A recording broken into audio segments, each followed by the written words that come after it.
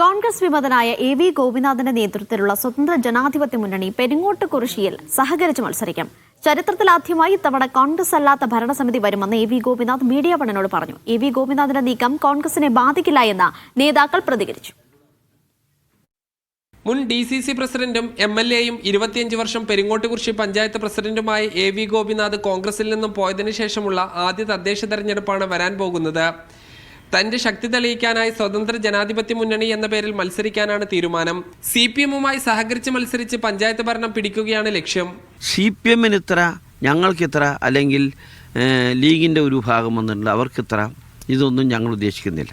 നമുക്ക് ജയിക്കുക, എല്ലാ കക്ഷികളുടെയും കിട്ടുന്ന സാമ്പത്തിക സഹായം മേടിക്കുക. CPM-മായി സഹകരിച്ച് മത്സരിക്കുന്ന സ്വതന്ത്ര ജനാധിപത്യ മുന്നണിക്ക് തിരിച്ചടി ഉണ്ടാകുമെന്നാണ് കോൺഗ്രസ് അവകാശപ്പെടുന്നത്.